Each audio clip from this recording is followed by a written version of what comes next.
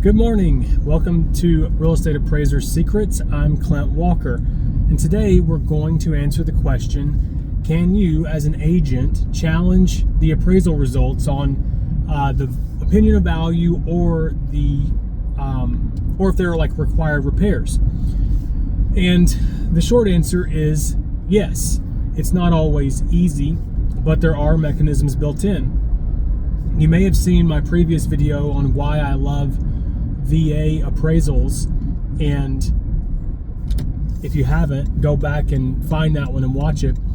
But one of the things that the VA appraisal process has built in is a thing called Tidewater, and that is if the appraiser thinks that they're not going to have a final opinion of value that is equal to or higher than the contract price, they initiate Tidewater, and the agents get an opportunity to send in 3 closed sales that support their contract price.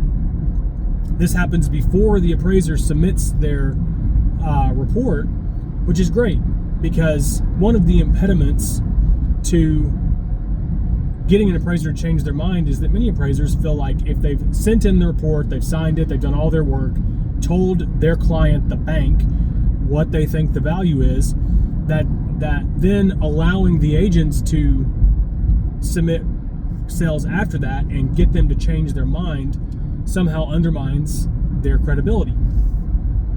Whether you agree with that or disagree is fine, but the reality is that's what some of them think. That's what the appraiser who trained me felt like.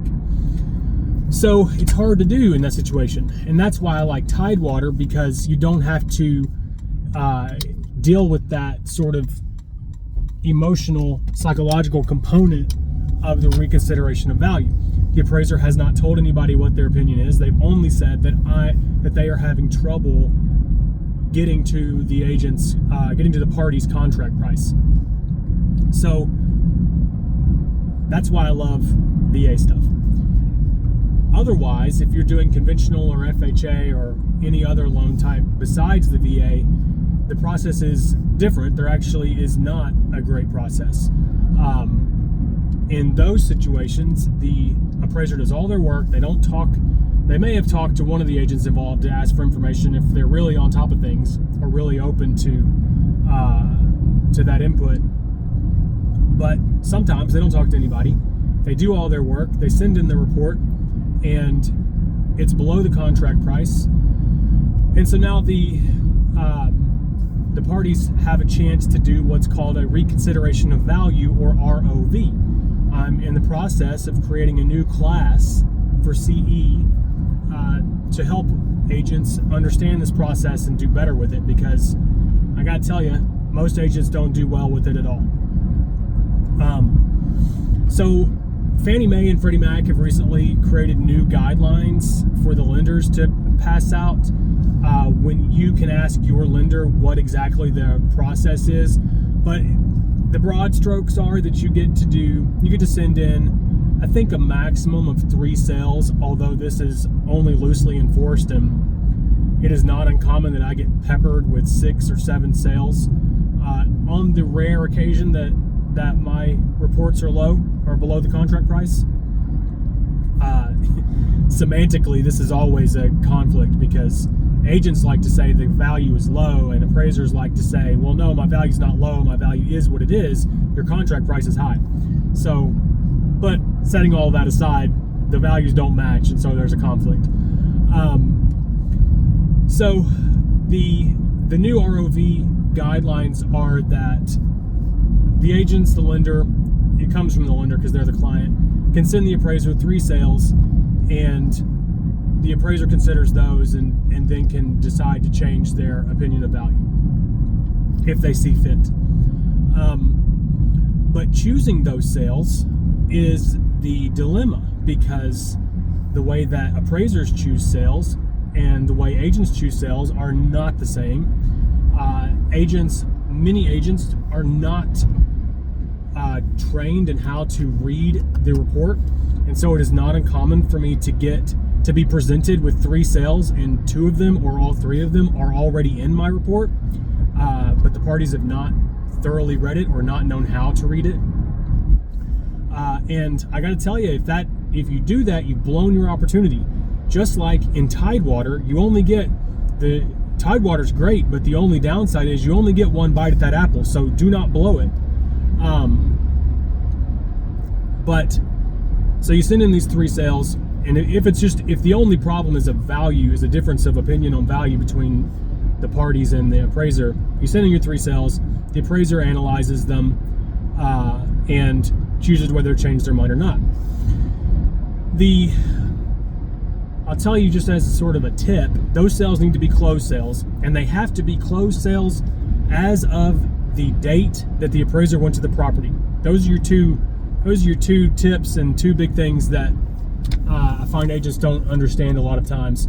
Sending the appraiser active sales, not going to be compelling, because active sales prices can change. We don't usually reconcile to active sales, although we do like to have some active sales in the report to bracket, to demonstrate what the most current market is looking like. But we're not going to reconcile to those, and they're not going to change our opinion of value more than likely. So they need to be closed sales. They need to be closed as of the effective date of the report. Then, what else do I need you to know about this? Make sure they're not already in the report. Man, that's just the worst thing you could possibly do. And then, so the other question, the other subject here that you might want to be able to challenge is maybe the appraiser has called for some repairs to the property, and typically what's going to be required to be repaired are health, safety, and structural issues. Maybe the appraiser has been a little overzealous and they're requiring repairs to cosmetic things. You can point out that these are cosmetic issues and ask for them to be removed. And in that situation, the underwriter can overrule the appraiser if they agree with you that the issues are cosmetic and not health, safety, or structural. So that's your other thing. I think a lot of people don't understand that the underwriter has the power to overrule the appraiser. Now, a lot of times the underwriter is simply not willing to do that because they don't go to the property. They're not an appraiser. Your underwriter could be a retired appraiser. I guess they could get their training from anywhere. I really don't know.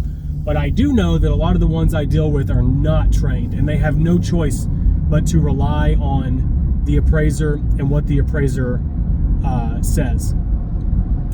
However, it is important to know that they do have the authority. If you can make a compelling case, if you understand the way to appeal to them, which would be this, the difference between cosmetic or health, safety, or structural, which I talk about in my classes if you've ever been to one. These are the things that you can harp on. I have had appraisers miss things that should have been required repairs because they were health, safety, or structural issues, and the agents were needing the appraiser to catch that stuff, and the appraiser missed it, and so they have then retroactively gone through the underwriter to ask for it to be changed in the back end, and they were successful. Or the underwriter can, if the appraiser just made a bunch of mistakes, the underwriter and the lender can have that thrown out if you know how to demonstrate those things. So all of that to say, yes, you can challenge these things. You can challenge them in a variety of ways. I think that these are some of the things that we do at appraiserpool.com. We do consultations, and these are some of the issues that we can help you tackle on the consultation, because it is, it's part of our skill set. And again, it's not, I teach these classes because I know that agents aren't really being taught some of the ins and outs of the appraisal world and what we're looking for. So if you run into one of these situations, feel free to go to appraiserpool.com, schedule a consultation. We can talk about it. We can sort of brainstorm if I think there's a an opportunity for you to get something done, if I think it's even worth your effort, and see if we can get some results for you that are reasonable and objective, and maybe serve the parties in the transaction. So I appreciate you watching, as always. If I can ever be of service to you, as I said, find me at appraiserpool.com for professional measurements, appraisals, or these consultations for issues like this. And thank you so much for watching. I'd love it if you liked and subscribed. Join the Facebook group, and I will catch you again next week. Bye.